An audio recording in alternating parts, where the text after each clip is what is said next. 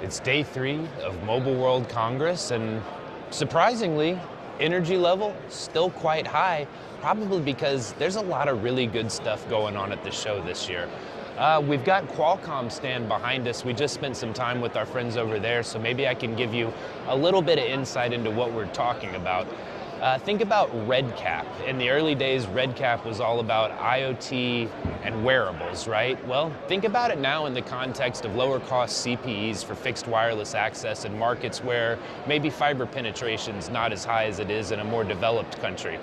I'd also like you to think a little bit about the spectrum trajectory of all of this. Right now, we've got a lot of emphasis in the US at least on C-band, so kind of, 3.5 range.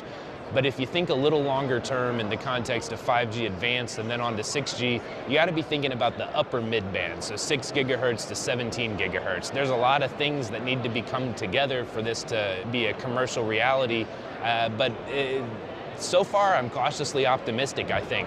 One of the interesting demos over here is around Giga-MIMO, so think massive MIMO, but Giga-MIMO. Thousands of antenna elements to support really high data rates in this higher band spectrum. There's also some really cool stuff over here that would fall under the umbrella of XR, extended reality.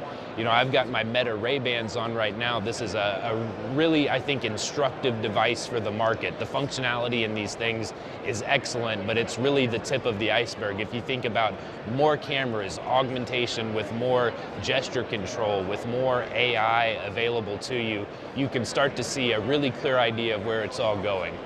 Some of the other themes that we're tracking today, AI obviously, but it's AI in the RAN, so AI to help optimize radio access networks. And then it's also AI on the RAN, so you've built out a distributed radio network, but you've left yourself some compute overhead in there to run new AI workloads that you could, in theory, use to deliver new types of services. Think about edge AI inferencing to enterprises and really even into SMB. So a lot to think about here on day 3 and a lot to write about once we wrap this marketing video, but we appreciate you joining us and following along.